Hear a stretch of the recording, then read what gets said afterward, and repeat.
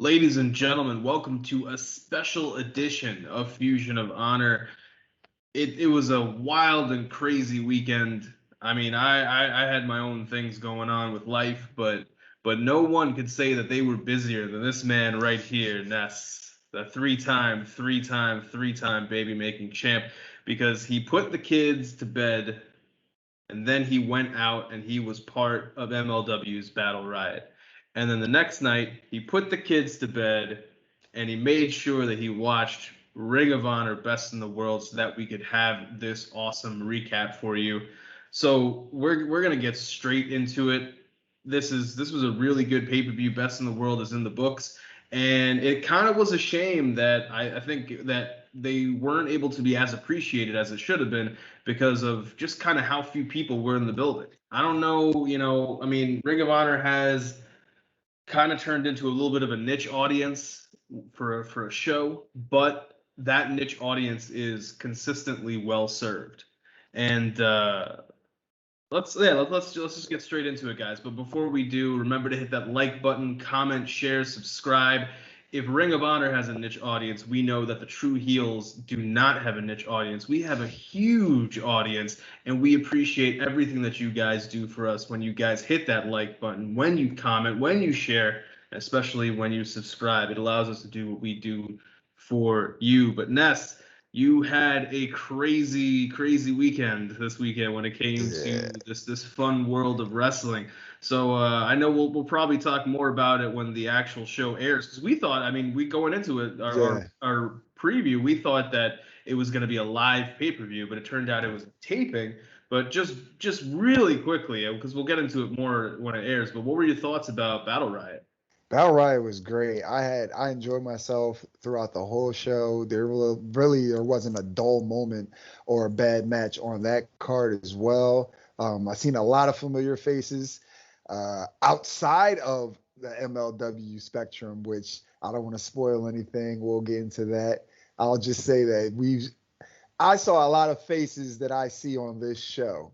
I'll just keep it at that. But Nice. I enjoyed it. It was a lot of fun. It was just great to be back at a live show. The crowd was hot. We had lots of fun, and I just can't wait to start going back to the shows, specifically for Ring of Honor and MLW again. But I had a nice weekend. Yeah, I'm looking forward to this weekend, this Saturday. Colleen and I will be going to Warrior Wrestling, so we will be able to check that out. The Stadium Series. That's always a good show. But we got to talk about Best in the World. We got to talk about this. There's a lot that happened, starting with Ray Horace defeating Flamita. That was something neither of us expected.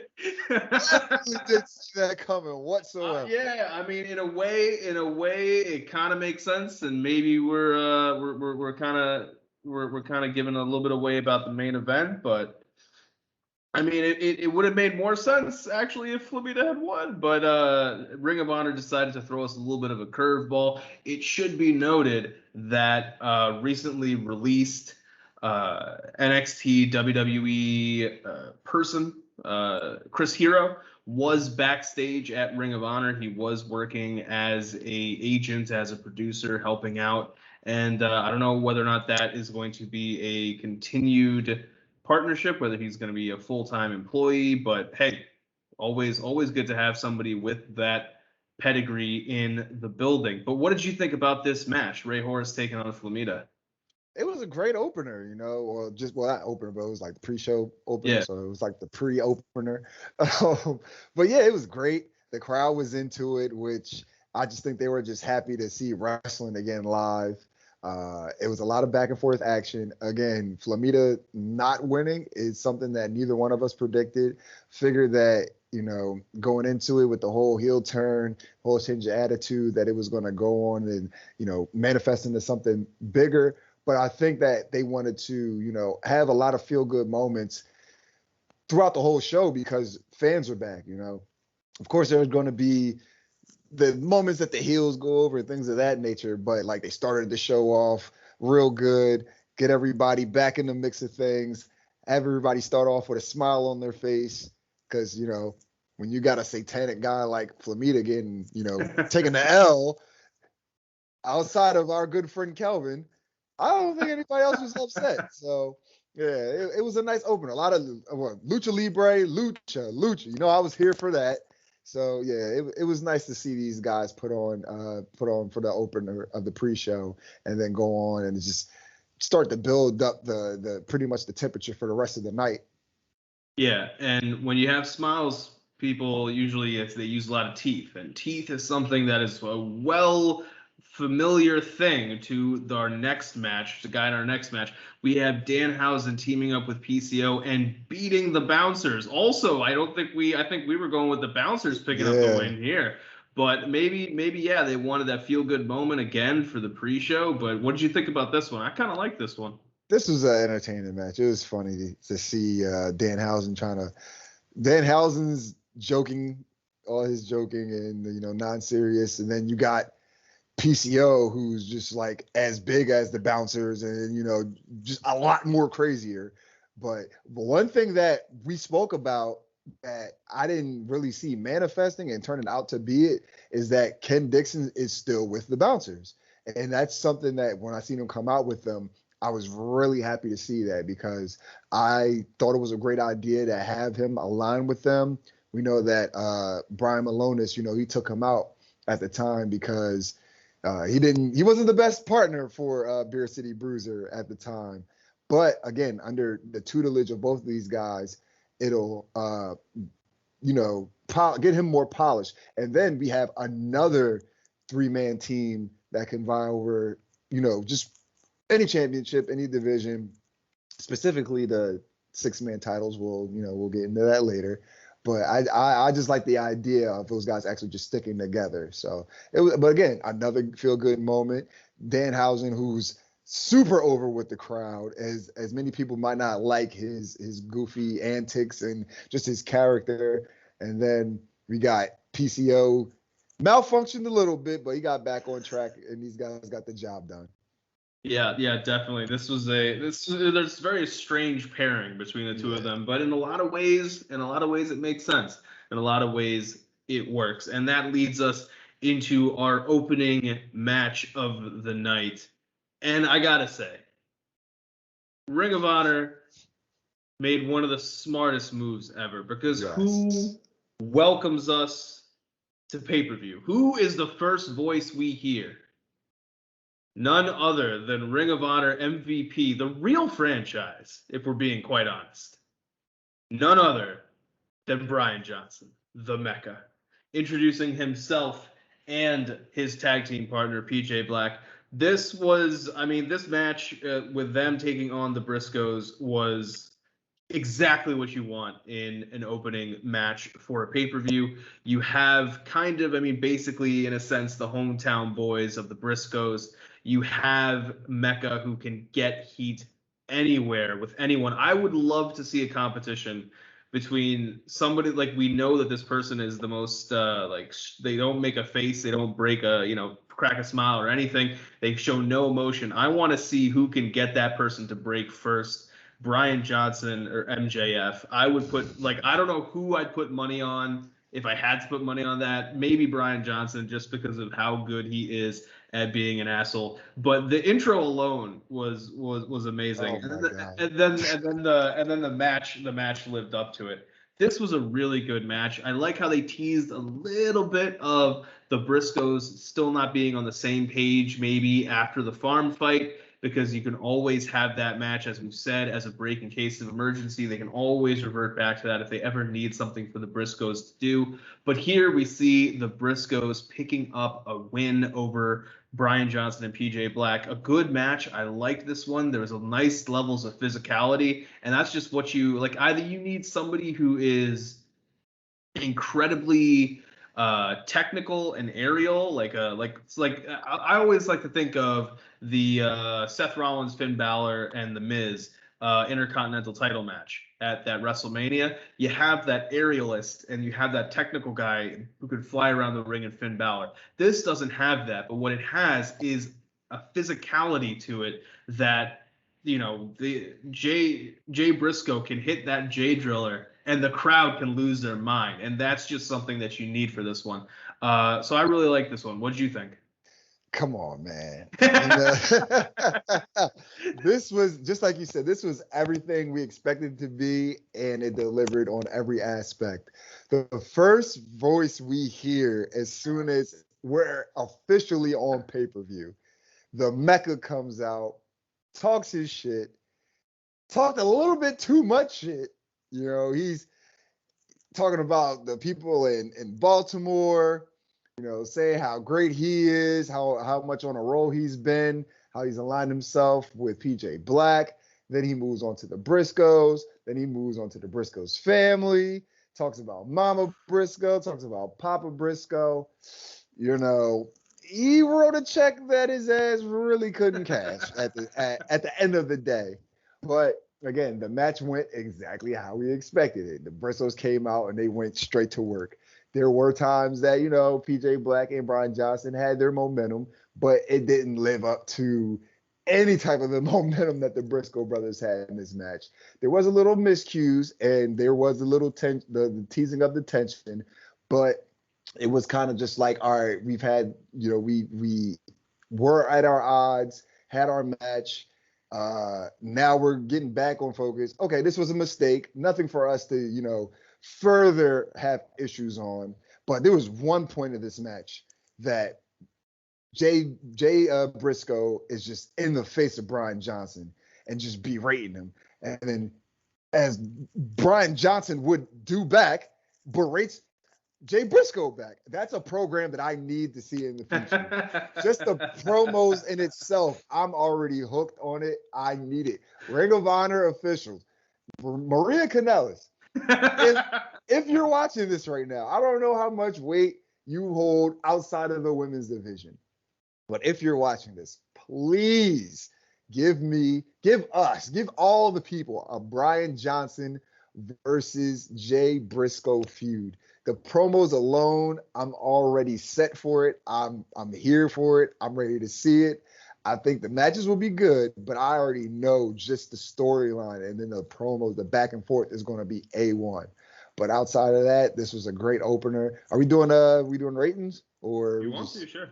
All right, I'll say I'll give this like 3.5. Nice little opening. Again, another feel good moment because who doesn't enjoy Brian Johnson getting his ass kicked? And you know, the Briscoes, they came back. We even showed that they're getting on the same page. So all around, it was a great opener.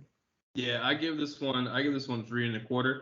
This was a really good match, and I do like it a lot. And I agree with you. That would just imagine Brian Johnson has a promo or says something, right? And then they're doing Ring of Honor week by week or whatever the case is, wherever it is. And Quinn McKay has to be the one to tell Jay Briscoe what Brian Johnson said. Like her reactions alone when Jay loses his mind. He said, "What?" Yeah. He's definitely not going to take that sitting down.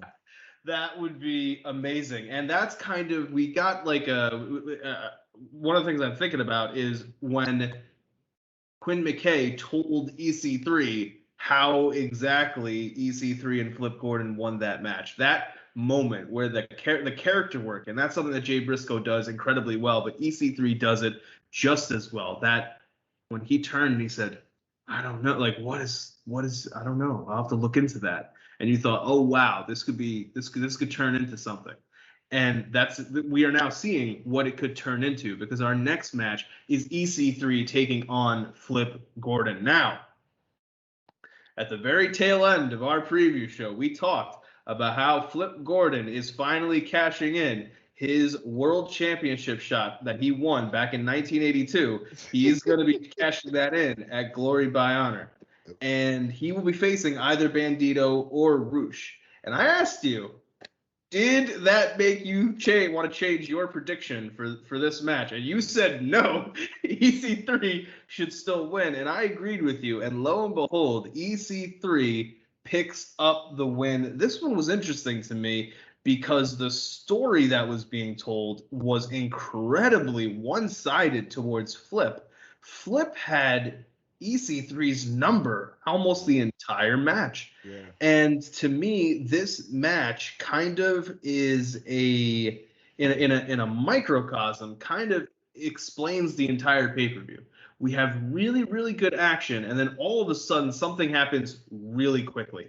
And at the end of this match involves EC3 locking in a submission hold. I don't really think he worked over Flip that much to get the submission win. However, he does make Flip Gordon tap out and is able to pick up the win. This one, I liked it, but again, I can only give this one maybe like a 2 3/4 or a 3 because that finish just felt so rushed. It just didn't make any sense to me. But Ness, what do you think about this one? No, I agree with that. I give it 2 3/4. I think that actually throughout the whole match, for the majority of the match, I want to say probably like 75%, it was Flip. Like, and from what we know as, obviously his name's Flip Gordon, the whole idea of his heel persona, he's been straying away from so much as, the aerial, the high flying and things of that nature.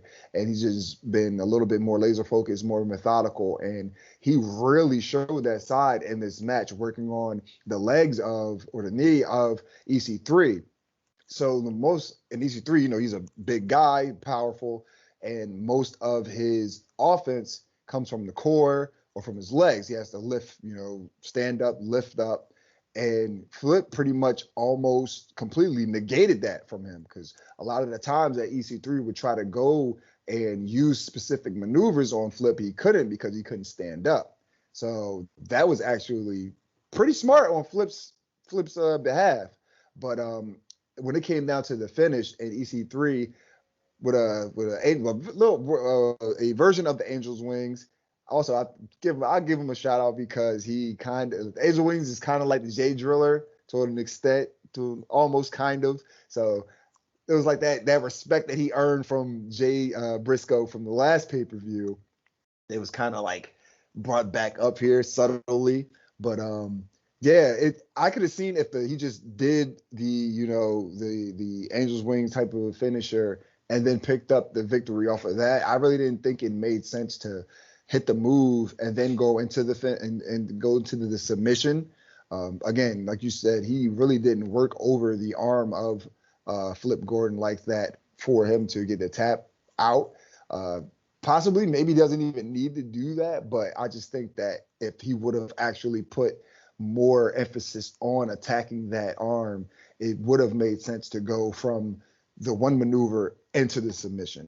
But overall, I gotta give EC3. This is like one of the matches I wouldn't say I was the craziest about, but it still was fairly decent. I've expressed my disdain on multiple occasions for EC3 prior to him being in Ring of Honor. And prior to like a couple of his last couple matches, I wasn't a fan. And he definitely has turned that around for me personally. He always had the look. He always looked like what a wrestler should be. But I just never really appreciated his in-ring ability. But I think that being in Ring of Honor, he's definitely trying to show and has been showing that, yeah, I'm here to wrestle. This is where, like, there's a thing where it's entertainment, but we're wrestlers here and we're here to perform in the ring. And he's definitely been holding his side of the bargain up and performing as well. So I definitely have to give him his props for that. Yeah, I agree with you 100%.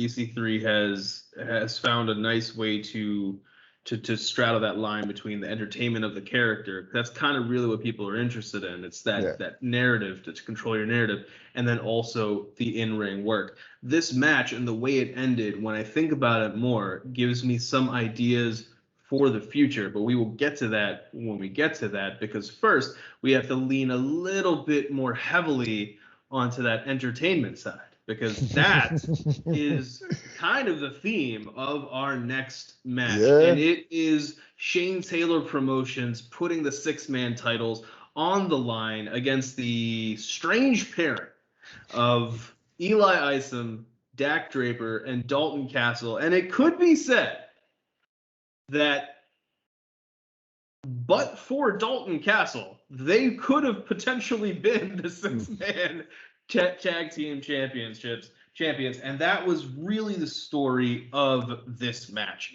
This was I wasn't looking forward to this one in the sense of I like Shane Taylor Promotions, but I kind of just was like, oh, these guys are gonna win. Like there's not that much intrigue. And then the match actually happened.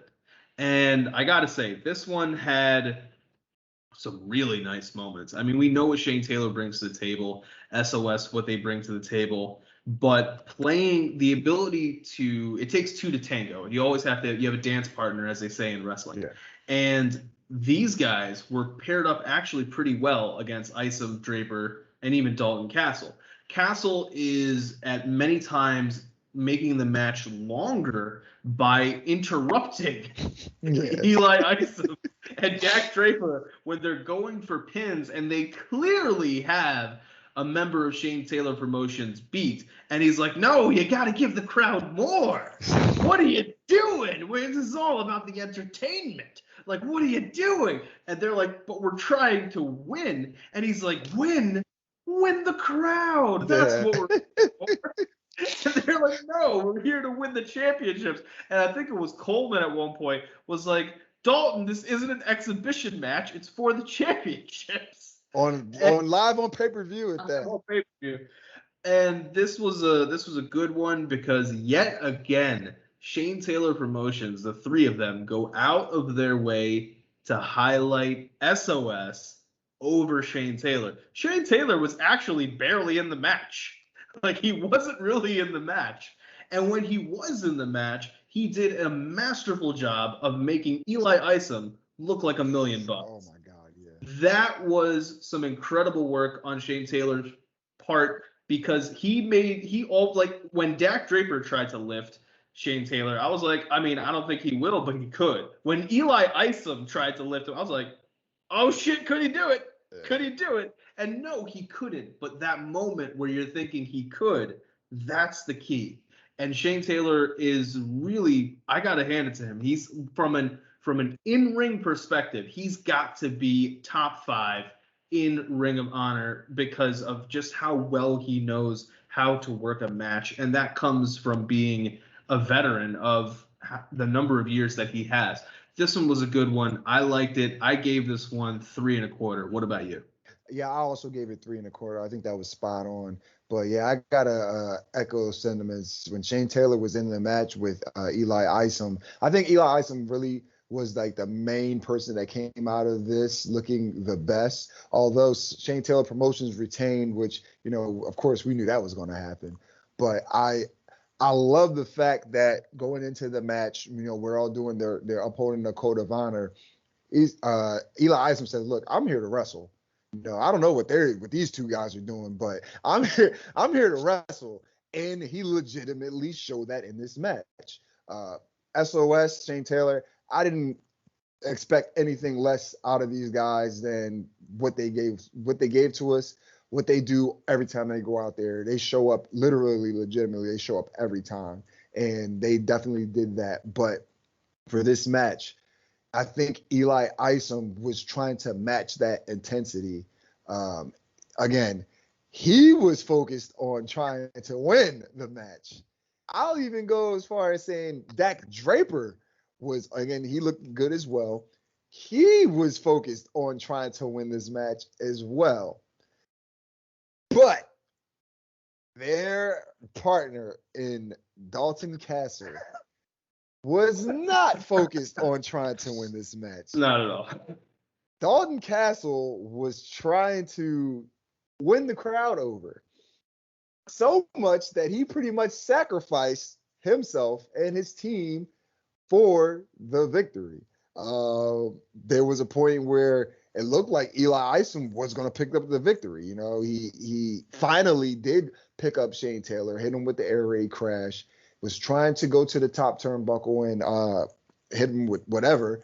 But as he's climbing the top turnbuckle, Dalton Castle's climbing the top turnbuckle. They pretty much cancel each other out. Dak Draper gets hit with I forgot the name of it. The welcome to the land. Yeah. And then, you know, Shane Taylor picks up the 1, 2, 3.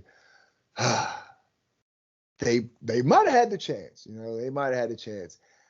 I would like to see where they go as far as the story of that team, the pairing of those three that they didn't get the job done. And I want to see where like who's going to place the blame. Something tells me that Dalton Castle is going to place the blame on the other two when in reality he was the reason why they lost. So I just want to see how it plays out. Again, the respect is definitely there from Eli Isom to Shane Taylor Promotions. Again, that guy, he's definitely working his way up in the ranks, and not even just in any division, but just in the ranks of Ring of Honor as a whole, man. Like again, I've said this on the last episode. It was a time where he was, paired with world famous CB and whoever else was with them, and I'm just like, oh, these guys are a fucking joke. But now, when I see Eli Isom's on the card, or like, oh, Eli Isom has this match against so and so, oh, that's something I'm going to look out for. So like he's and I always wanted to be wild. I like whoever is on the card. If it's someone that I might not particularly care for, I'll say, hey, I'll just let them go out of their way and just give them the chance, And now I'm looking forward to his matches.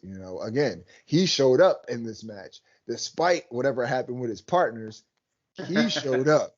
So I gotta give him his props. But yeah, commending Shane Taylor Promotions now, since we've had the 3-man team of the Bouncers, that would be a nice little feud for me.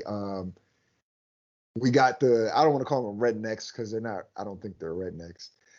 But we got the alcoholic beer swilling trio of the Bouncers, Beer City Bruiser, Ken Dixon, and Brian Malonis. And then we got the militant trio of Shane Taylor Promotions, Moses Khan, and Shane Taylor. So I think that could be a nice little program in itself.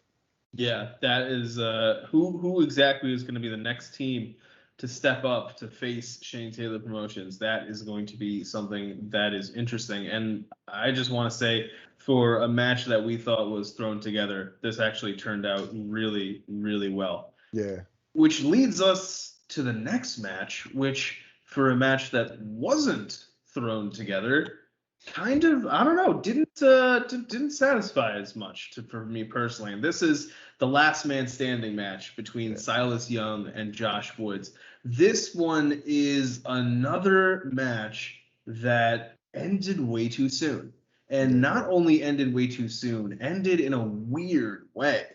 This one felt as though.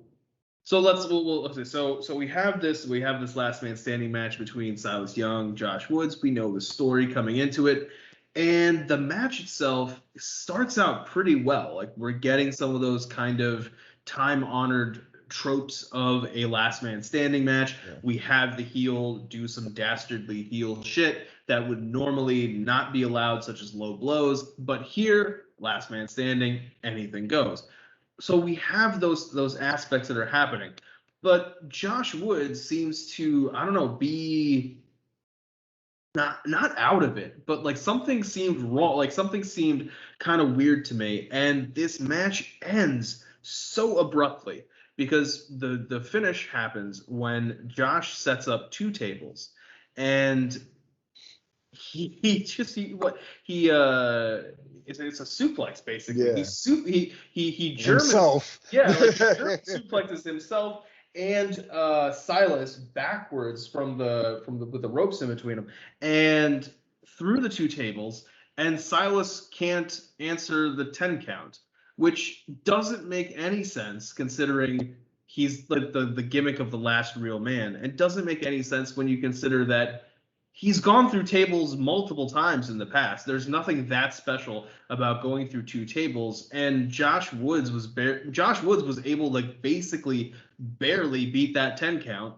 And Silas is like laying there just completely out of it. This was another match that just like EC3 and Flip Gordon was moving along very well, and then all of a sudden just ends so abruptly. Even the crowd, I know Josh was not Josh Woods, but Josh Marrera was making some jokes in the chat about how there was only like 15, 20 people there. But those 15, 20 people were like, wait a minute, how did this just end like this? This doesn't make any sense. And that brings this one down again.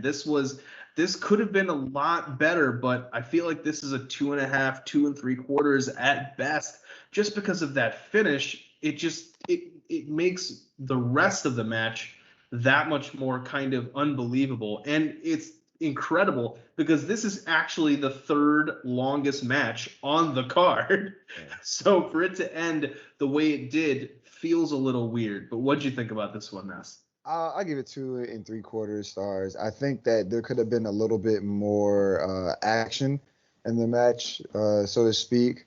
It didn't really feel like a last man standing match to me. A lot of the time there were like where he had Silas in the gorilla lock.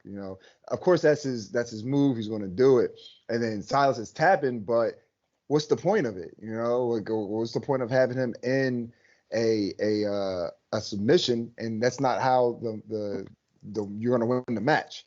Like, I get that, working on a body part, which they actually brought this up on commentary. I forgot. I believe it was Dory Funk Sr.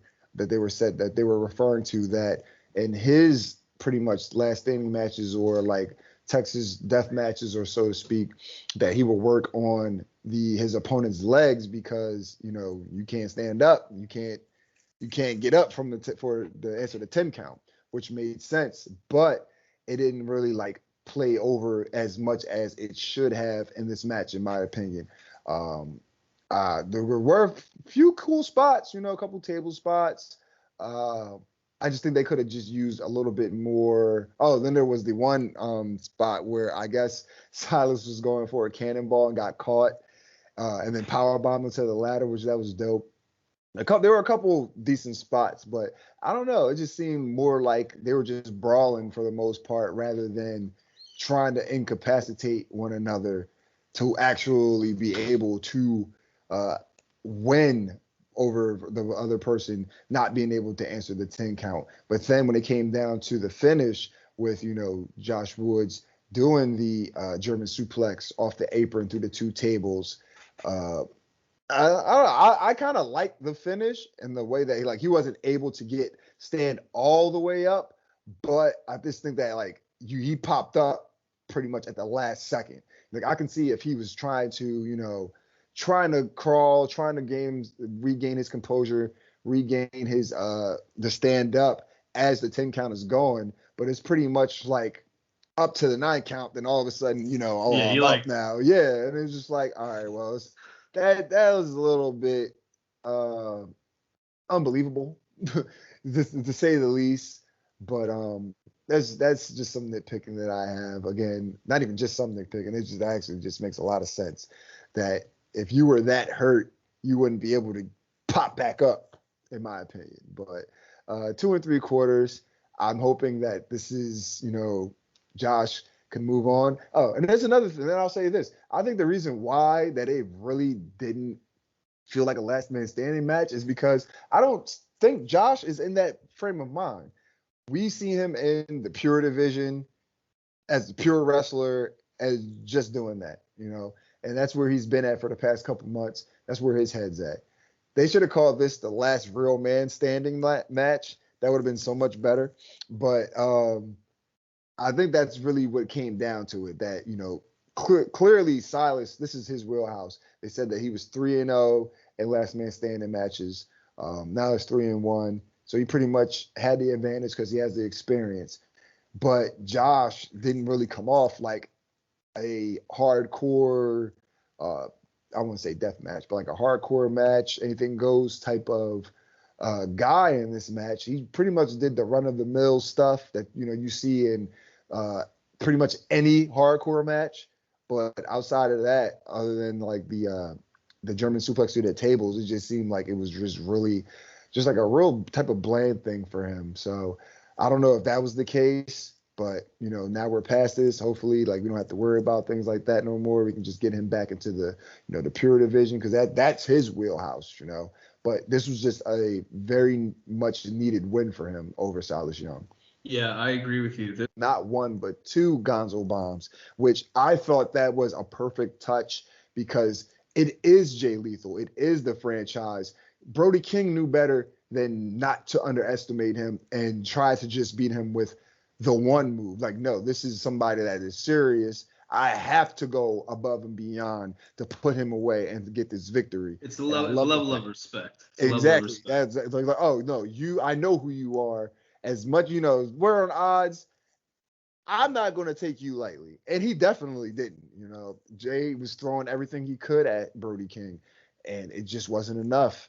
I got to commend Brody going out there getting the job done again. A definitive, decisive win over somebody that can literally be the face or referred to as the face or a face of Ring of Honor and Jay Lethal. And man, he put hurt on him. Well, I'll get into how much he hurt him later, but yeah, he hurt, as Austin would say in the sports chat. He hurt. Jay Lethal was hurt, and yeah, man, big ups to Brody King. I think that was great at the end of the day. Kayfabe aside, that was a huge rub for Brody King. It's pay-per-view. You get this clean win over, again, the legend, literally could be referred to as legendary Jay Lethal, and that's great. That does so much for Brody King's stock right now. Yeah, we always knew kind of that out of the 3 to 4 members of Villain Enterprises, Brody King was the guy who was being positioned to be the breakout star because we knew what we had with Marty Scurll. Scurll is a known commodity. And we kind of knew what we had with Flip in the sense that this is somebody who it's still going to be a while for him to break through the mid card into that main card status.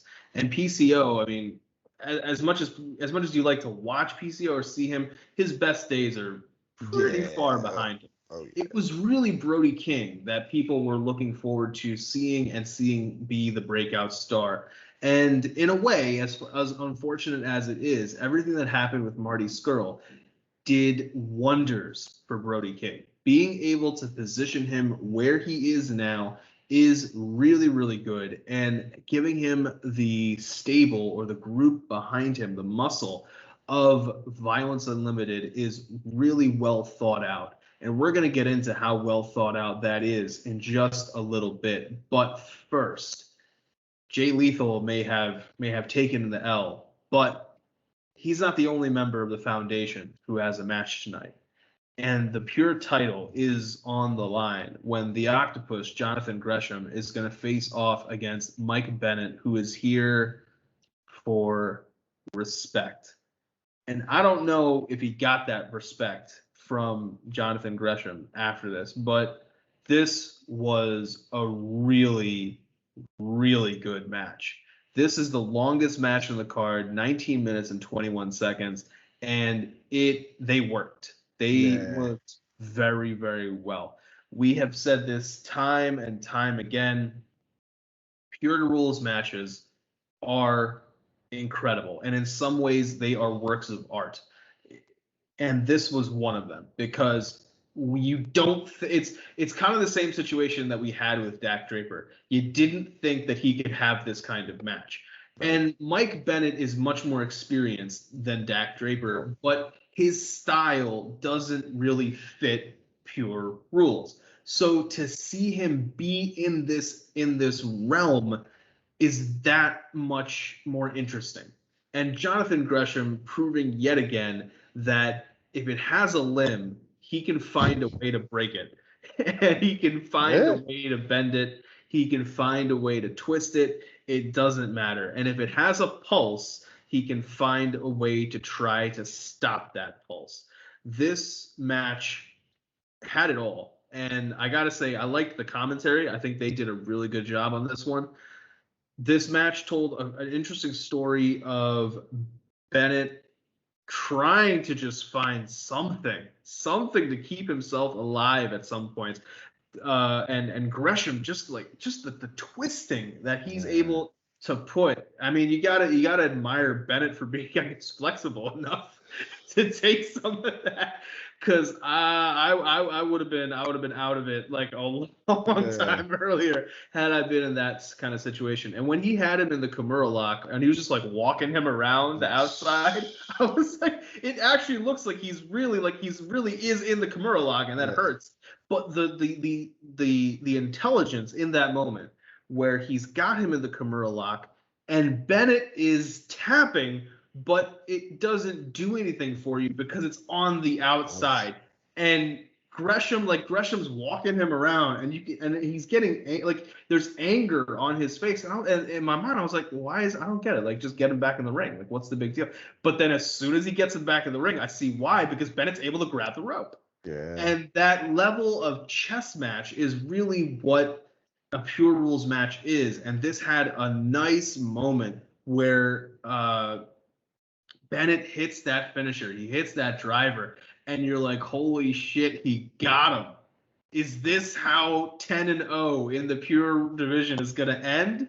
And 1, 2, and they did just enough with the camera angle to not let you sort of see Gresham's leg underneath the rope, and he just happens to have a rope break to use.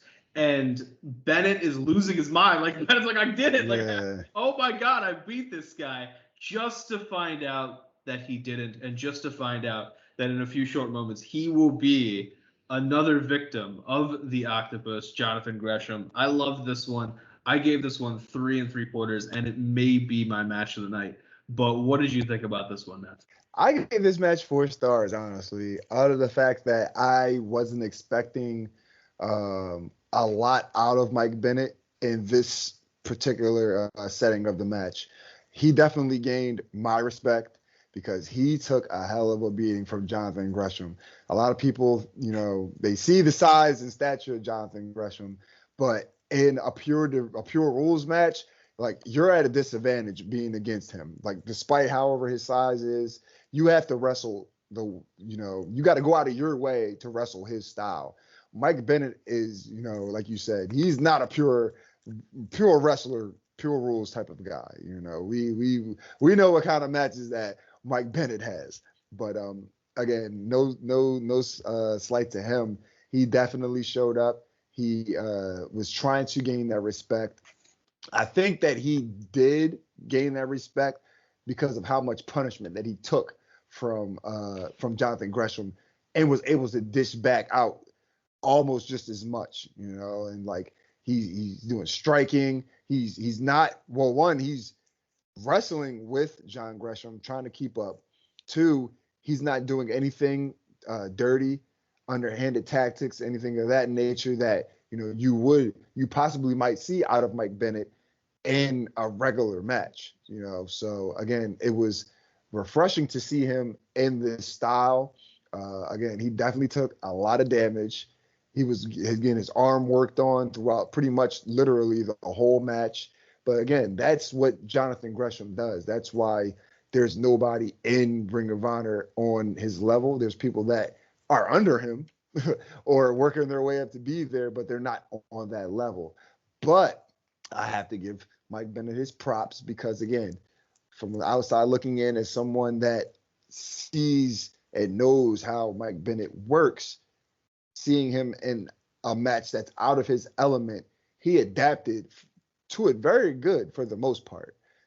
Again, he didn't get the victory. Nobody thought he was going to get it. There was the one time, or there was the point in the match where I'm like, oh shit, did he win? But like you said, the camera angle didn't show that, and I thought that's what was going to happen. I thought he was going to, Jonathan Gresham was actually going to put his foot on the rope. And the fact that they didn't do it like that, but to go on and show that his foot was under the rope, that was just great suspense. It added a little bit more of element to the match because that was the last rope break for Jonathan Gresham.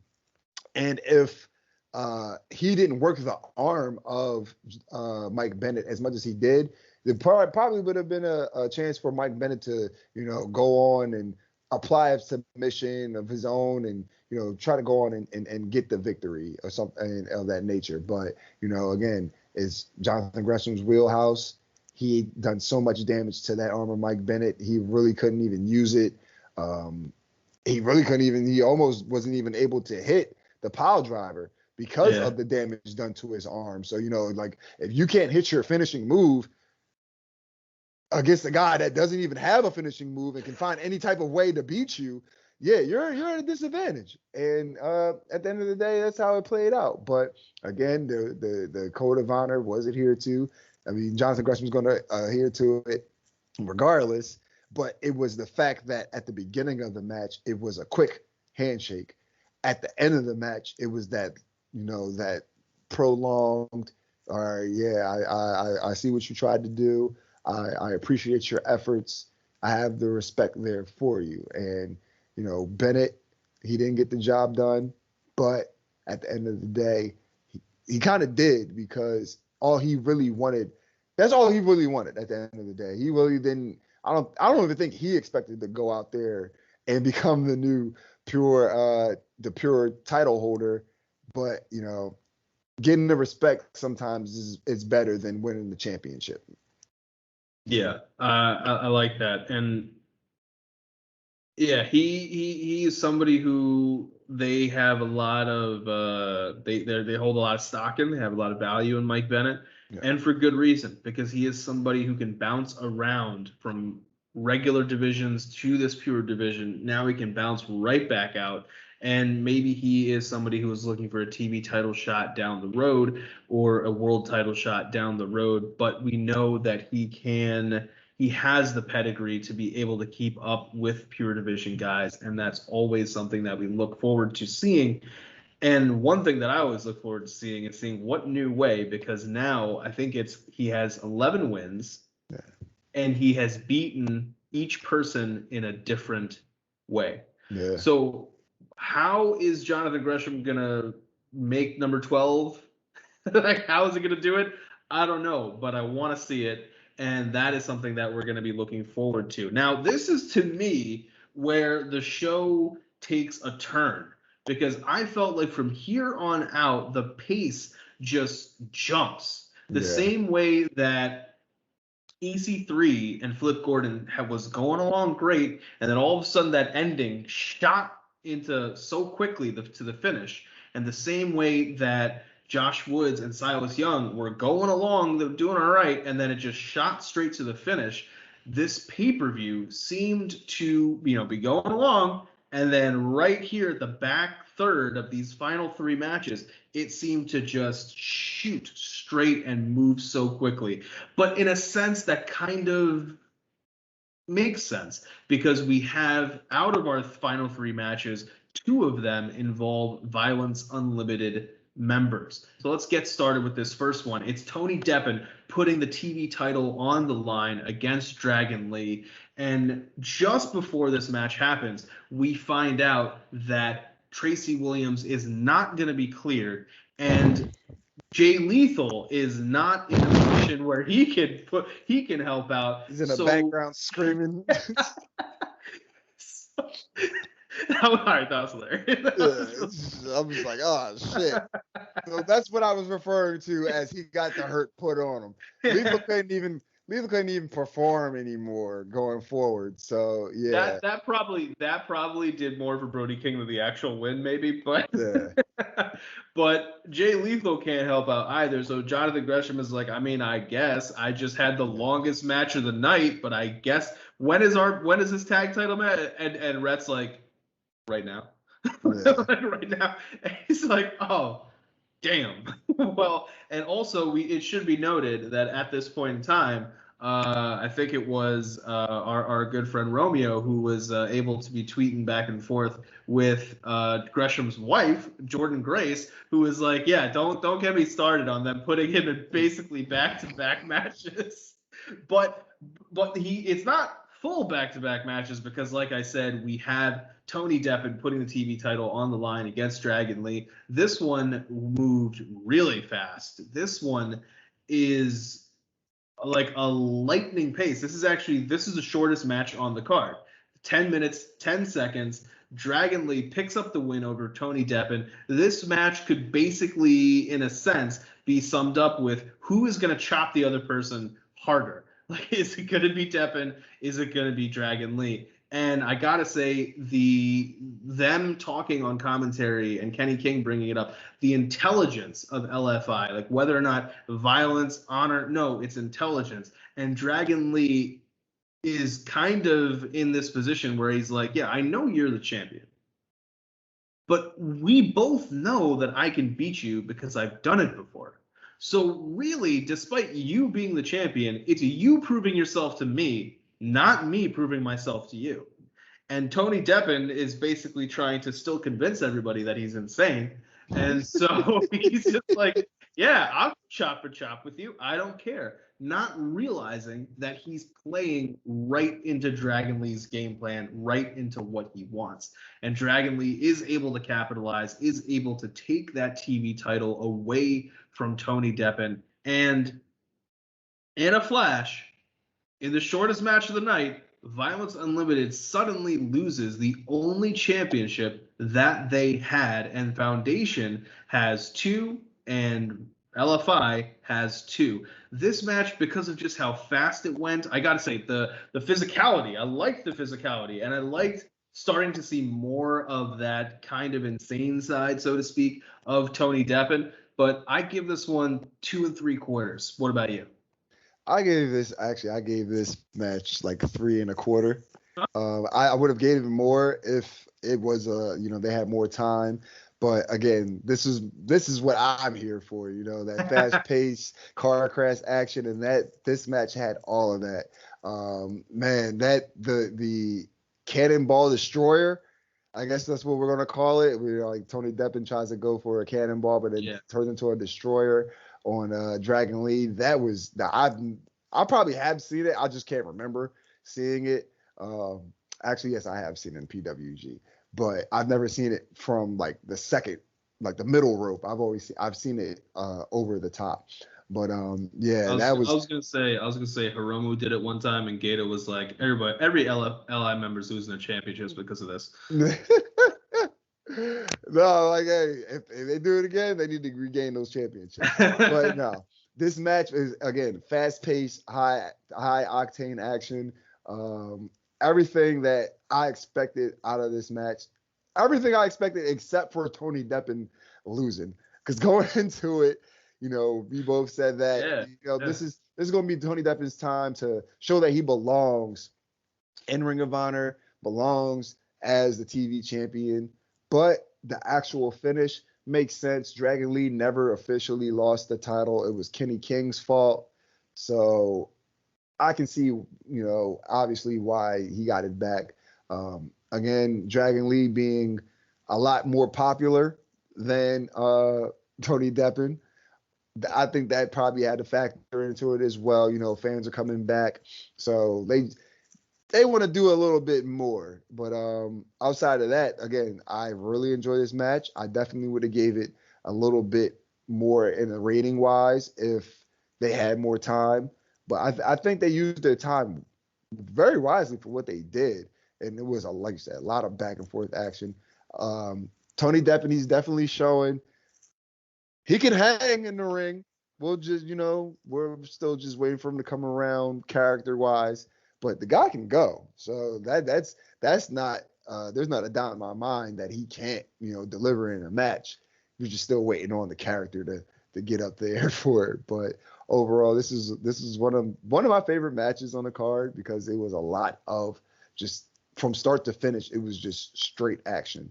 And, that's what I'm here for. I love my luchadors. I love my luchador style. I love my lucha libre. And outside of that, and also was just the brawling. These guys had this match had almost everything in it as well. So kudos to both guys. Congratulations on Dragon Lee once again regaining the Ring of Honor Television Championship. And if you're here for action, the hits just keep on coming because right after the match, we have it was a little bit of a sneak attack, And then Violence Unlimited members come out to finally the show make show sure. up. All right, let me just say that real quick, because you got fucking Kenny King on commentary, who eventually leaves commentary to cause a distraction. You got LaBestia Del Ring, who's down there causing distraction of his own. Both these guys are out there literally, legitimately throughout the whole match.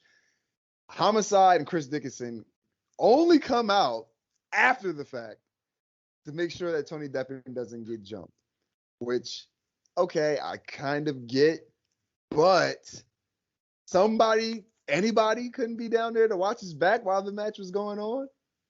I don't know. Yeah, that was a little weird. It's the older sibling coming like just too late. Yeah. Even though like or maybe the older sibling like he's gotta fight for himself at some point. Like I don't know what the reasoning was, but either way, we have the two members of the two, I guess, uncles in Violence Unlimited show up to help out Youngblood, and then all of a sudden Rhett Titus and Jonathan Gresham come running out like they're gonna do some shit, and all of a sudden the bell rings, and I'm like, wait a minute. And that's what I remembered. One, we actually forgot to preview this one, so that's my mistake. But two, this was actually supposed to be a fight without honor. And I was like, wait a minute, hold on a second. These guys, like, they don't like each other, but not enough like this, like to fight with that. We're not there yet. And on top of that, when I realized that we had that I'd forgotten to bring this match up during the preview, a part of me said, oh, okay, fight without honor makes absolute sense. Because if Tracy Williams can't go, he can be protected by putting him through a table or something like that in the beginning, and then it's Rhett Titus trying to fight a 2-on-1, and that's our story. Like, that makes sense because you're able to cover for Tracy Williams being injured. But instead, they send poor Gresham out there for no apparent reason to just get slaughtered. And Gresham's like, I mean, I guess. Like I guess I'll go out there. But he's not really that involved in an anger standpoint from with Homicide and Dickinson as much as at least Rhett and Tracy were. So this match is happening, and I'm like, all right, cool. Like, this is incredible action. Dickinson is throwing people all over the place and showing why he has this great power game.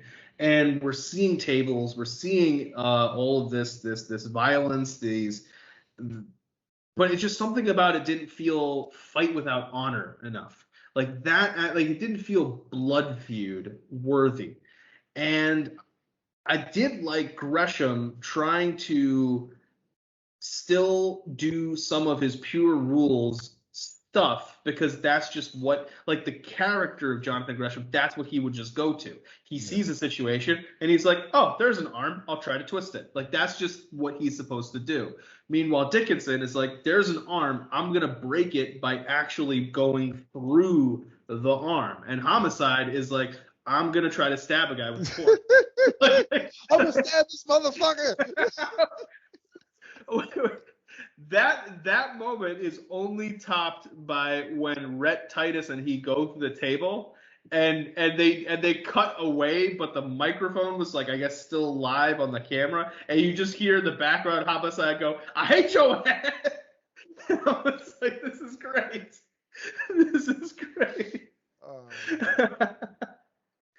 But either way, Tony Deppen loses a title, and then just like that, Violence Unlimited fortunes change, because as a team, Homicide and Dickinson are able to pull out the win, pinning the poor, unfortunate soul of Jonathan Gresham. This man went through 19 and a half minutes, and now he's going through 11 minutes and 45 seconds before he is the one who takes the pin, protecting Rhett Titus, protecting Tracy Williams.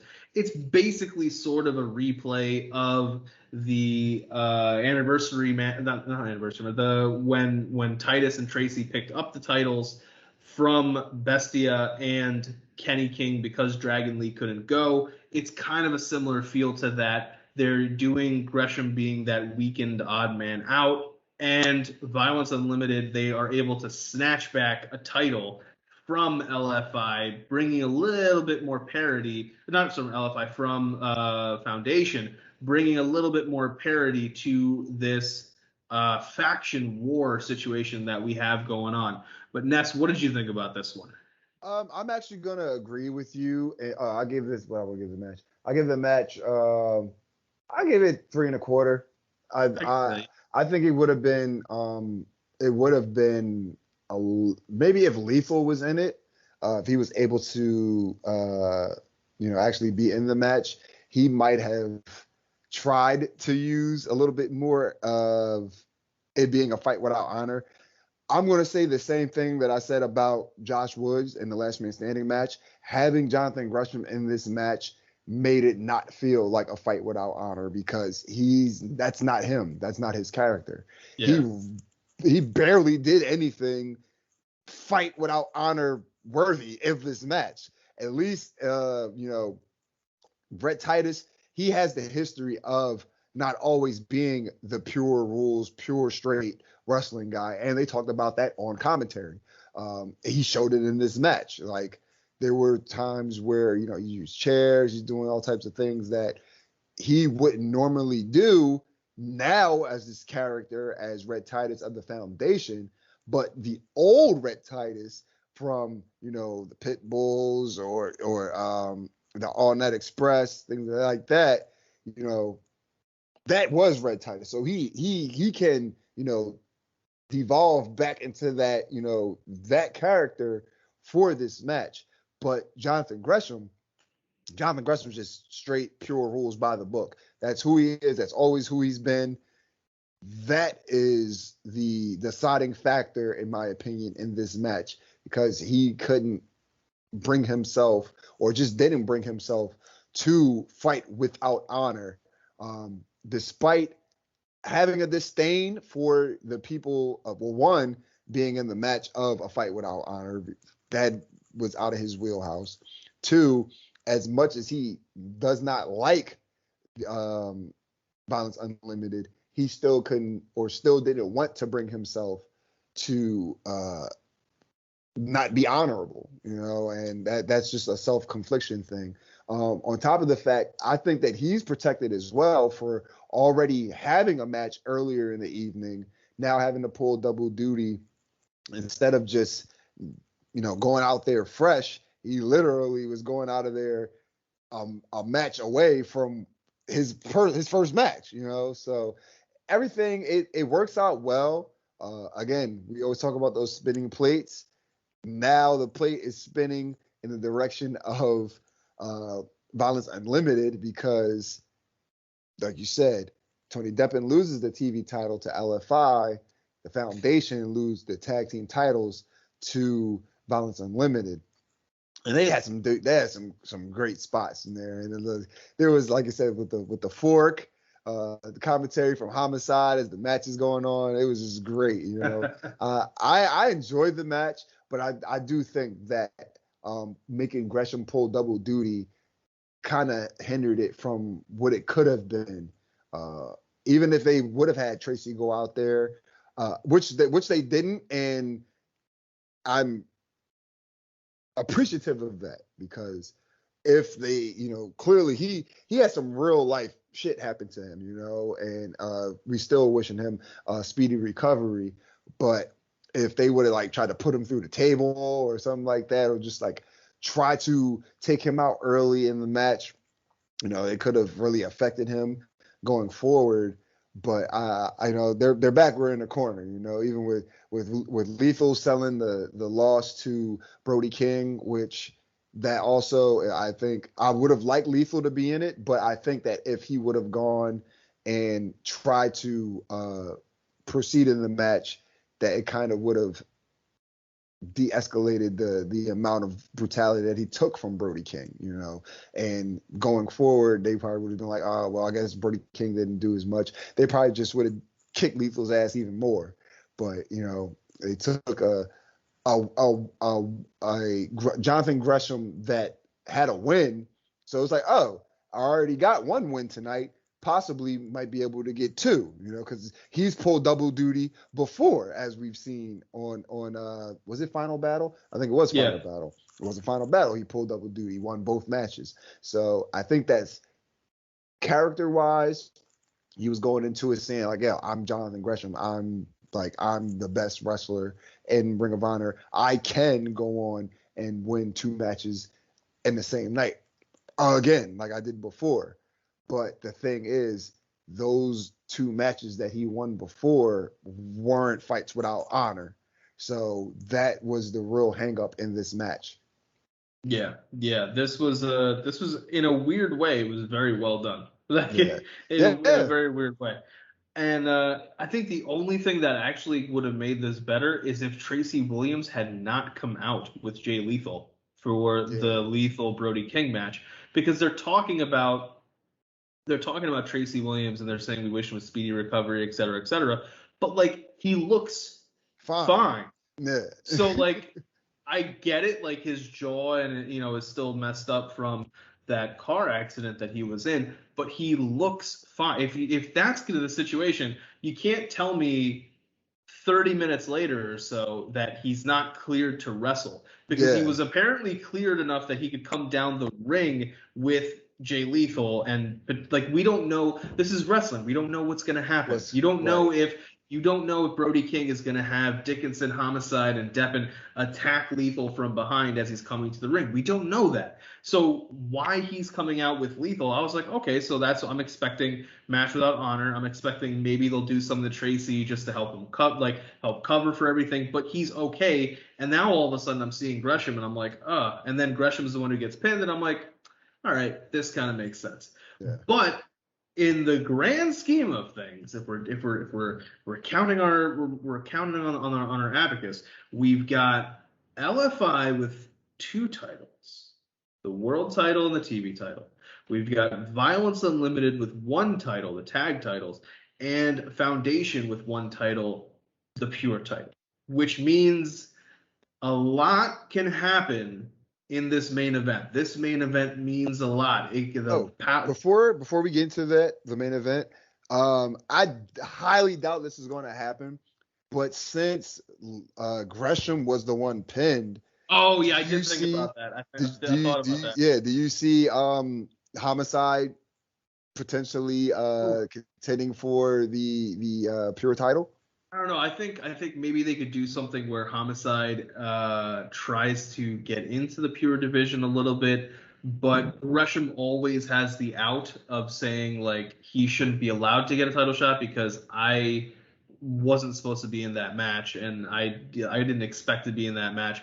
But that would be really, really interesting and adds another way for this faction wars to continue, because I don't think we've really seen anybody from one of the other factions try to get the pure title yet. No. We've seen them try to go up the TV title, the world title, the tag titles, but that pure title has always kind of been above, in a sense, pure from this feud. So that'll actually be really, really interesting.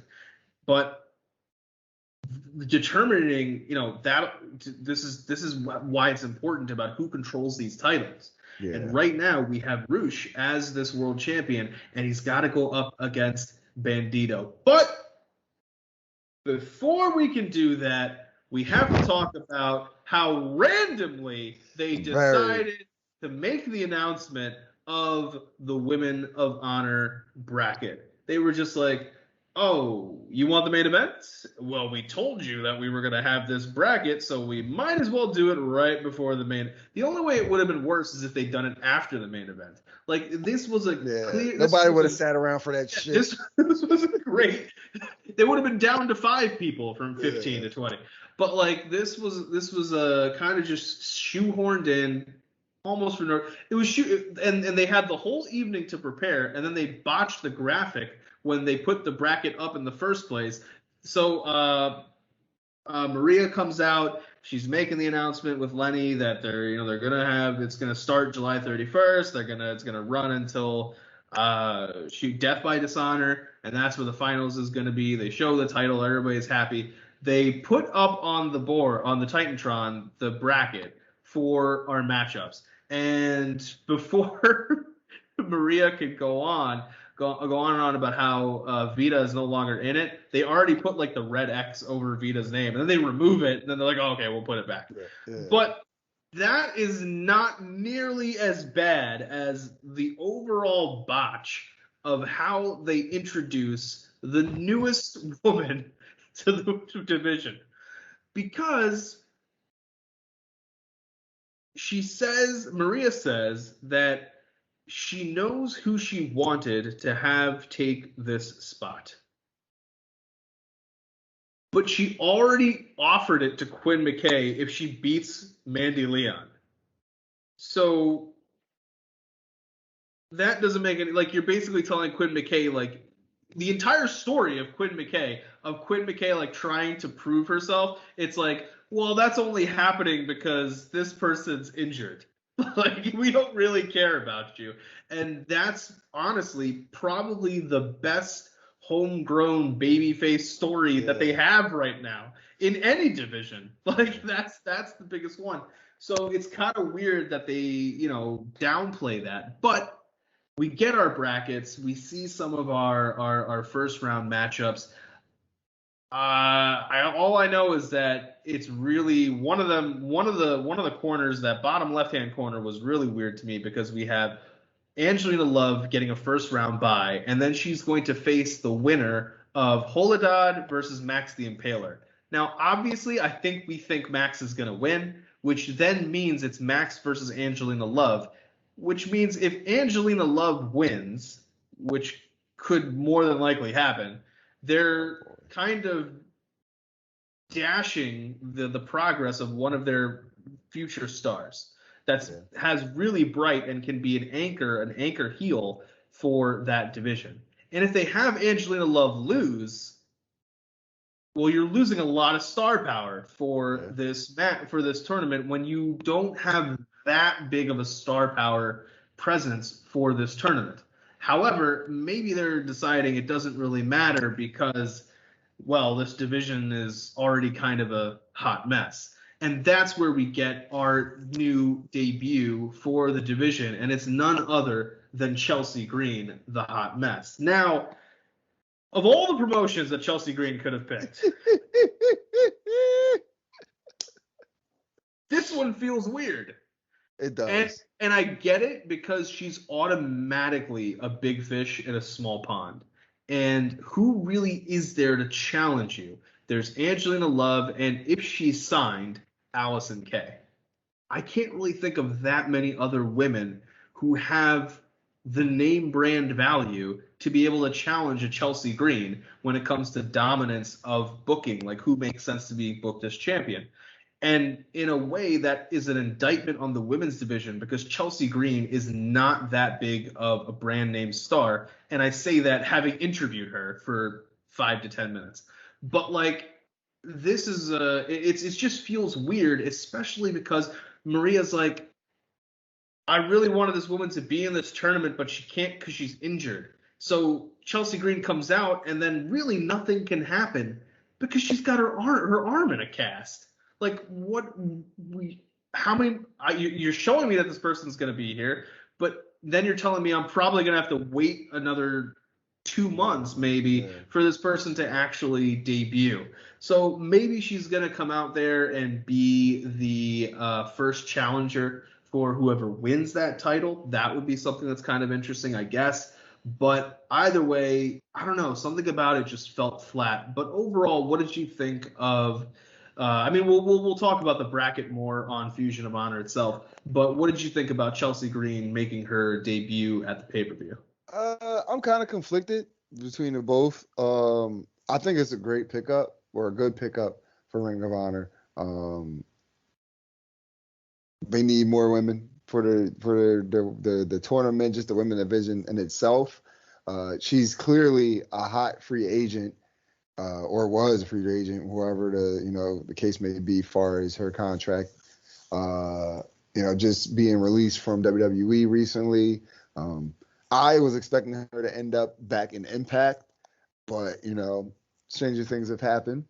Either way, you get to Yeah, review. either way, I was good. Either way, if it wasn't in Ring of Honor, it was on Impact. Shit, hey, she might have fucked around and went to MLW, but we still were gonna. I was still gonna have to review it. Nah, but it was out of left field. Honestly, it definitely caught me off guard. I wasn't expecting it whatsoever. Am I upset about it? Again, it's still strange to me. That was the choice that she made to go to Ring of Honor. But again, they're revamping their women's division. Their women overall is being taken from the bottom to the top. Just everything's getting rebranded, refurbished. So going out there, getting these legitimate talents in the women division, such as a Chelsea Green, that is a huge feather in the cap of Ring of Honor. Now, this is where I'm torn. She comes out to debut for, as possibly to be one of the replacement of Vita Von Star in this women's tournament. All this, and she's injured. So, this is what you're telling me. You have a fully capable, fully healthy Quinn McKay that you are making jump through the hurdles to be a part of this thing. Okay. So now you bring in Chelsea Green, who's injured, who legitimately says she will be active when she's done with her injury. Also talks about how she hasn't been able to get those opportunities in other places that she's been, mainly talking about WWE. She says all that, then goes into how she's injured and is not going to be able to do anything yet. So she's talking about how she wasn't able to do, to have these opportunities and show what she can do for the last 2 years, because she's been in WWE, but she's been hurt. You really can't complain about not getting the opportunities that you really wanted when I don't want to call her injury prone, but her time in WWE, she was injury prone. She had a nice a stint of a run with Robert Stone brand, and as soon as that started taking off, it ended just like that. And then she would come back, and she was hurt again. And then by the time that, she was probably gonna be doing something, she gets released, but currently she's injured again. I'm hoping that she can rest up, get as healthy as possible, because the rebranding of Women of Honor is no joke. Everybody that's been on that we've seen in Women of Honor Wednesdays, all the ladies that have received the tickets to gold for the Women of Honor title tournament, they're legit, and they're not coming in there trying to give up their spot. They don't want nobody. They don't want to lose their spot. They all want to win. They all want to go and receive the Women of Honor title. So I'm hoping that whatever the case may be, whatever they're doing with Chelsea Green, if they're going to have her in the tournament, if not, I'm just hoping that she can show up and hang with the rest of the crowd, because everything we've seen so far, these ladies are hungry.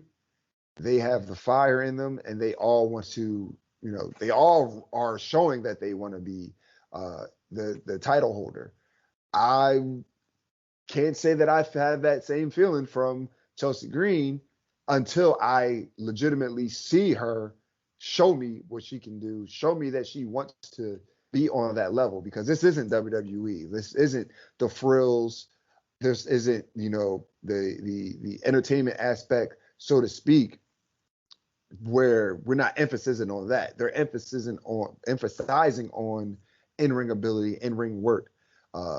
You pretty much, for the most part, haven't been able to show that within the last couple years, because you've either been taken off TV or you were injured.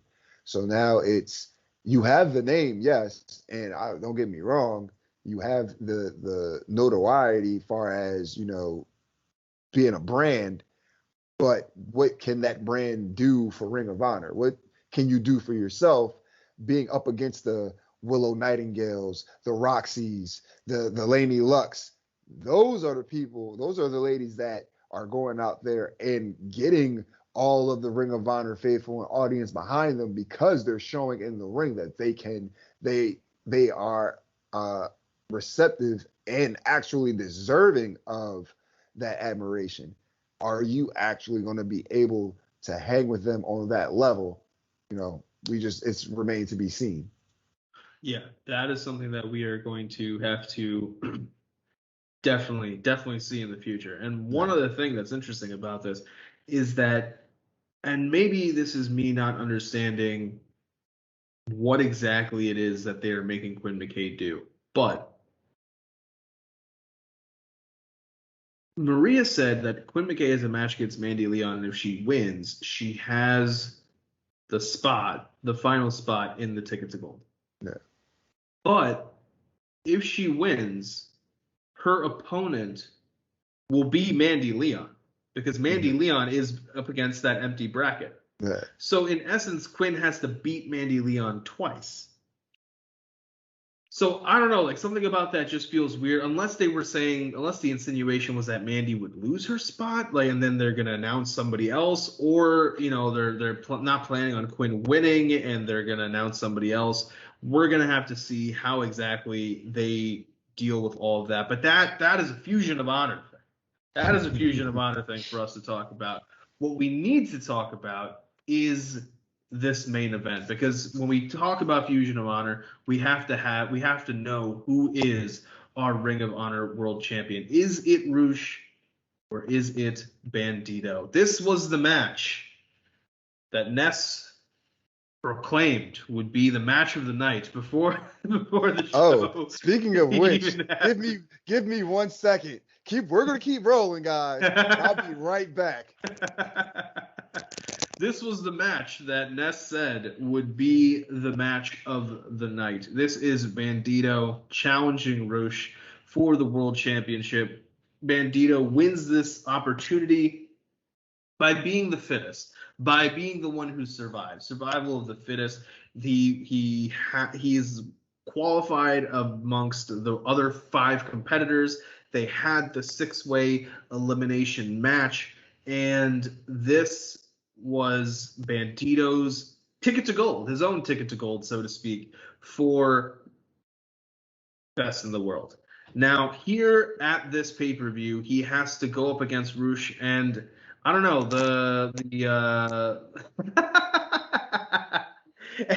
I don't know if this is going to work the way I want it to, but we're going to do it anyway. But this match doesn't have that much heat behind it in the sense of animosity between the two guys. They try to do their best with promo videos, but there's really only so much that you could do when you are building a world title match with 2 weeks before the pay-per-view. But they did a fairly good job because they were relying on the in-ring action between these two guys. And they knew that these are two guys who can deliver a solid match, and that's exactly what they did. I don't know about match of the night, but this was very, very well done, and I liked so many different parts of this. Bandito's refusal to give up, Roche still trying to cheat and just straight up hitting a guy with a chair, and Todd Sinclair's like, but why would you do that? Like, but why? Why? Because you're fucking letting them, Todd. But I understand what Todd's trying to do. He wants to make sure that we have a definitive winner. It makes sense. But Roche knows that, and Roche is going to push those boundaries as much as he absolutely can. I mean, after all, it says ungovernable is in the name. So they go back and forth, and Bandito's kind of never say die, always gonna fight attitude comes out over and over again. And I really liked the finish because the finish involves Roche attempting to rip off the mask of Bandito and for anybody in wrestling, you understand the sacredness of a luchador's mask. But Roche himself is a luchador. He is from that background. He is from basically a royal family of a sort when it comes to lucha libre. So for him to do it, makes it that much more evil because he really knows what he is doing and what it means. So he tries to rip off the mask. I mean, he's pretty successful. He gets the top half of Bandito's mask off, but Bandito is able to find a way to turn this into a stunning reversal. And 3 seconds is all it takes, ladies and gentlemen. We have a new Ring of Honor world champion. Bandito has picked up the win. I gave this match three and three quarters. I still want to lean more heavily towards that pure rules match being the match of the night. But Ness, what did you think about this one? I gave this match four stars. I gave it 4 stars. I'm not going to double down on it being the match of the night. I don't think that they had enough time for it to be match of the night. Definitely, if they gave it a couple more minutes, it possibly could have been. But again, what they did have, they used it very well. Again, it was Roche's match. Immediately as the match starts, we're outside of the ring. We're at the barricades. We're getting Bandito getting tossed into the barricade. Bandito getting his arm smashed in the door of the barricade, getting hit with wires. It's like I said, it was the Roche match for the most part. If you've seen a Roche match when he does all these things, you've seen them all. But it was even better that he's being told by Todd Sinclair, like, hey, cut it out. He's like, look, I'm the fucking champ. I can do whatever I want. Like, what are you gonna do? Disqualify me and I get to keep my title? That wasn't like so. And then now you're gonna have to deal with more of that, Todd Sinclair. But as the match goes on, Bandito definitely showed that fighting spirit. Man, these guys had some crazy spots. There was the spot where Bandito is, running towards Roche as he's on the apron. He hits him with the overhead belly to belly and throws him through the tables. That was just one of the gnarliest things I've seen on the card that night. And it was a lot of back and forth. But then again, it came down to having the Rudo and Roche just doing all this dastardly stuff, all this legit heel shit to pretty much fail at overcoming to the babyface persona and just that fighting spirit in Bandito. He didn't give up everything he was going through in this match because he was getting pummeled at one point. Anything he tried to do, it wasn't working. Roche was laying the boots on him. He hit him with the horn of the bull. He's just hitting him with all types of stuff. And not even just regular wrestling moves. Again, he's getting hit with foreign objects, just being ragdolled throughout the whole match. And it was a lot for Bandito at the time. And then the most heinous, most disrespectful thing you could ever do to a luchador, the mask is ripped off. I was pissed. I didn't appreciate that one bit. That's why I have on my bandana now. But and again, I don't know. I didn't expect this. As much as I wanted this, I definitely didn't see this coming whatsoever. That roll up catching Bandito catching Roche by surprise, get into 1, 2, 3. I popped, screamed like a little girl. Not even gonna lie. I definitely did because I did not see that coming. That came so far out of left field. I'm just going into this like, all right, I'm expecting the match to be good. Roche is going to retain, and we're just going to keep furthering the storyline between LFI, the Foundation, and Violence Unlimited. Now this throws the biggest of monkey wrenches into that storyline now. Because Bandito is the odd man out. One, he gets attacked. He got jumped twice. Because the one I seen at the end of the pay-per-view after the match, Bruce jumps him. The rest of LFI comes out. They all jump him. And then I see on Instagram Roche goes into the locker room, attacks him again. I didn't see that one. So yeah, like I literally I didn't see it last night. I seen it earlier today. Bruce is hitting him with a trash can. He's like, it's not over. It's not over. So, there's just so many ways that they can go with this and so much they can do with it. Because at the end of the day, aside from Ray Horace, which that might even be a fact, that might not even be a factor after him beating Flamita, because now Flamita might say, oh, yeah, you beat me? All right, now I'm going to kill you. So, got to sacrifice you. So right now, Bandito's on an island by himself, and he has the biggest of targets on his back. But again, for me, as a huge fan of his, it was definitely a feel-good moment. Definitely didn't see it coming. A swerve of all swerves out of nowhere. It really was great. Bandito has been one of the better performers in Ring of Honor over the past couple years. I'm just extremely happy that they're giving him a shot to just elevate himself. Right now, with that, with him having the title on him, everybody popped. Like, again, we didn't expect it, but it just was that moment that, damn, they really did it. Because Roche was unbeatable. Roche was pretty much unstoppable for like the last 2 years. PCO got the title, but he ended up dropping it right back to him. So he's a 2-time world champ, and pretty much undefeated since the last time he regained the title. He might have been in multi-man matches and his team lost, but he wasn't pinned. Usually if they lost those matches, LFI wanted to lose. Yeah, or they didn't care. It was either there was no contest or Kenny King or the best of the array. They took the L.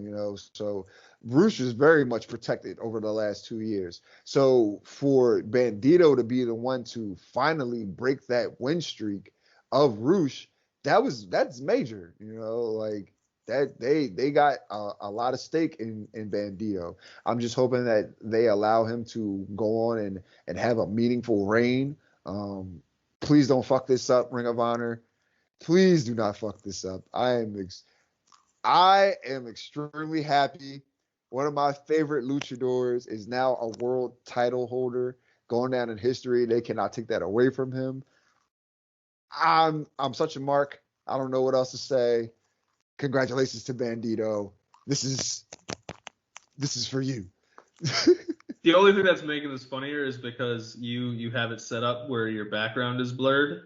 Yeah. That because you've covered your face with the bandana, your computer thinks that your head is part of the background. All of you blurred. Yeah, I noticed that, and I just kept on talking anyway. I was like, shit, I don't know. I'm like, I wonder if they're picking that up on camera. But I'm just like, fuck it, I'm gonna just keep talking. But yeah, no, this is a great moment for Bandito, and what I like about it is that it adds an incredible new layer to this story of what is going to happen in the faction wars, because now every faction only has one title, but they've also removed the world title, arguably the most important title, from the equation. So what is Roche going to do? What is he going to do to try to get this title back? Now, here's why there's many, many different interesting options. We talked about earlier Flip Gordon submitting to EC3, and we talked about how Flip Gordon, part of the reason why we were a little unsure was because Flip is going to be cashing in that world title shot against, now we know, Bandito. It would be incredible if Bandito is a transitional champion. That would not be incredible. For Flip Gordon, and they shift into a Flip Gordon versus EC3 story for the world title because EC3 made Flip tap out, and then Flip gets the world title from Bandito. That would be incredible. They also have a way where they can find a way where Brody King says he should be able to go after the world title because he beat Jay Lethal. We also have a situation where Roche needs his rematch, and I'm pretty sure he is trying to get that rematch right now as we speak. There's going to be a way, we even said it last week, where Jay Lethal can take a loss and then just take a microphone and go, but I'm the franchise. And they're like, no, he's got a point. So we could see Jay Lethal being involved somehow, some way. Hell, we could see Sid threw this out as an idea. We could see a 4-way match for the world title, assuming that Bandito gets past Flip Gordon. So there are so many different options, so many different ways for them to go forward with this story. And it's incredible because no matter what happens, unless Roche gets that title back and in short order, we are now going to see what it is like for Roche to be the man without the championship. He's gone so long being the guy with the title. What does it mean to him, to his psyche, to everything about his character when he no longer has one of the things that defined him? Because it's easy to be ungovernable when you have power. It's a lot harder to do it when you don't. And this is going to be something that we have to track very, very closely. But you know who comes out of all of this looking really good?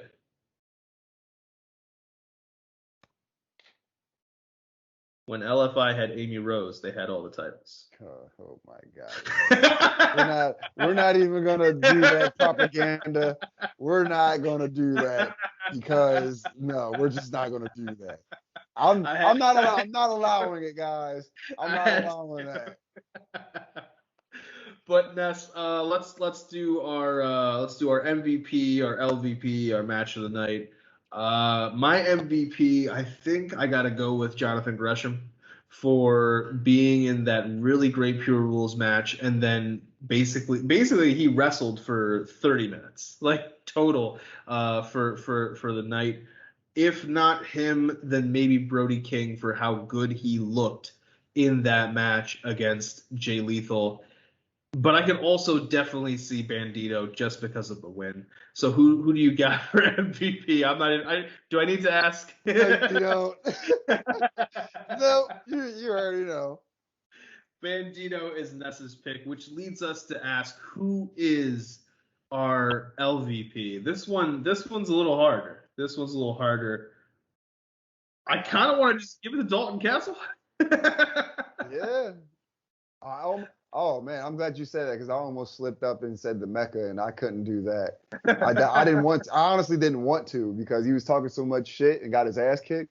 But yeah, Dalton Castle was legitimately the reason why his team lost, and they didn't get the 6-man titles.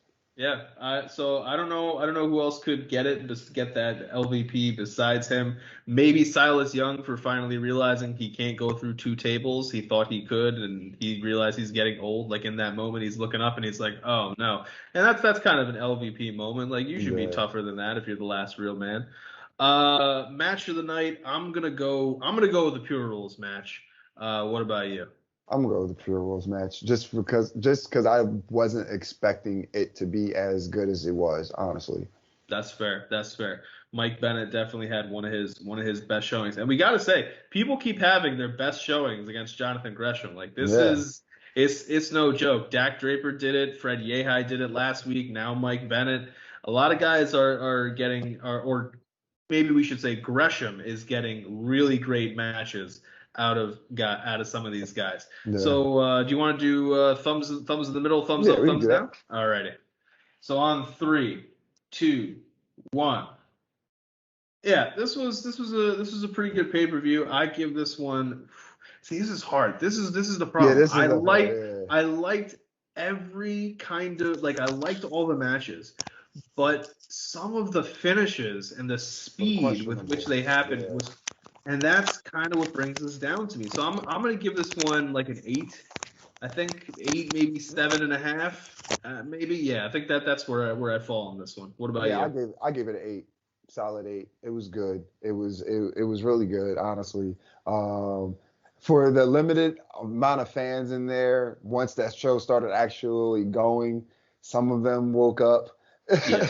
So, but like even like the fans being there, um, again, some of the matches did have some questionable finishes, but overall, I think that everybody actually showed up. They put on a hell of a pay-per-view. At the end of the day, that's all we really wanted, you know, and they Yeah. provided that for us. Yeah. So, guys, thank you once again for tuning in. This has been our recap of Best in the World. We are looking forward to Glory by Honor. That is coming up soon in August, end of August. I think you might be going to that I one. might possibly be going there as well.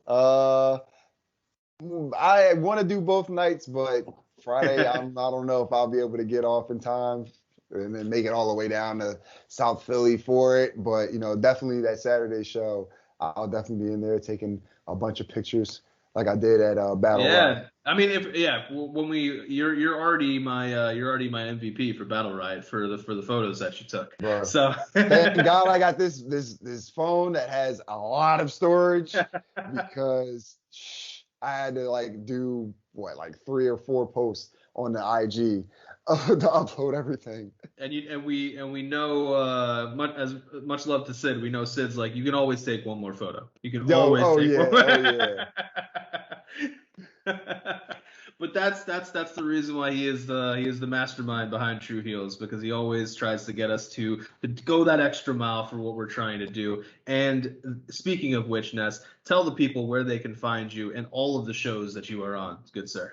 You guys can catch me on. I was going into the shows. You guys can follow me on Instagram and Twitter at skinny__Kravitz. Catch me right here on the True Heat YouTube channel. One half of review, Fusion of Honor, man of StatKing, man of 1,004 numbers, where we review MLW Fusion, which will be making its. Will it come back this I weekend don't or know. Yeah, we this? get both to see. Well, we'll be back with MLW Fusion on, Fusion of Honor, and it won't just be Ring of Honor that we also cover. You catch me on Blunt Impact and George's Jabronis with Chris G. You can also catch me on NX3 with, once again, Chris G and Romeo Anthony Colon, where we review NXT. I'm the Roundtable Rebel. Catch me on the Roundtables. Once again, go to the True Hill Heat True Hill Heat Instagram account. Just True Hill Heat, one word. If you guys want to check out some of the pictures and videos that I got from MLW's Battle Riot. Disclaimer, there's some spoilers. So if you don't want them to be spoiled, I wouldn't go looking through all of them. Or actually, I wouldn't go looking through any of them. But, just a heads up, go show some love to that. And as always, you can hear my illustrious voice on True Toxicity. Yeah, I think I was reading that that show is going to be airing on the 24th or something like that, July 24th. So we'll be looking forward to that one. But you guys can catch me as always on Dark Power, covering AEW Dark, AEW Elevation, and NWA Power, and in all of our wonderful Facebook groups, getting into fun discussions with you guys. I saw a great graphic that I have saved for future use, where it said something along the lines of, since AEW was founded, WWE has released I think it's like 60 or so people, and it's more than 60. I think it's like 80 or so people, and of those 80 people that were released, AEW has signed somewhere like 14 of them. And that whole narrative of AEW just signs WWE people. Meanwhile, Impact actually has signed more. Yeah. And then it said, and then here was the fun part of it. It said also in that time span, WWE has signed 11 people from Impact. Right. So Yeah. so I've got that one saved for the next time I see somebody doing that dumb narrative. The next time you idiots make the stupid ass statement of, or all ex WWE guys, that's what that means, because I cover Impact. There's way more ex WWE guys in Impact. I don't even like calling them ex WWE guys, because you know what? That's true. They were fucking people before they got to WWE. I like those apples. That's true. And it also, I'm always reminded of, whenever I do that when I'm in the Facebook, I'm always reminded of that person who said that The righteous Matt Taven storyline is really, really good, especially because now we're going to be getting it in a steel cage, guys. We're going to That be getting is supposed to be the end of it. Yeah.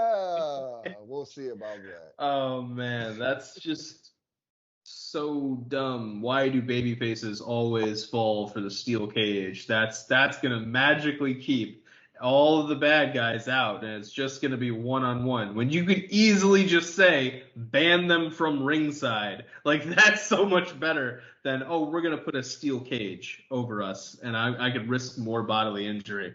But either way, guys, we will be covering that Matt Taven and Vincent match when it happens. And we will catch you guys later when it comes to all of that fun stuff on Fusion of Honor. So for myself, for the three-time baby making champ Ness, this has been the True Heels recap of Best in the World. Thank you once again for tuning in. And until next time, take care of yourselves, take care of each other. Peace.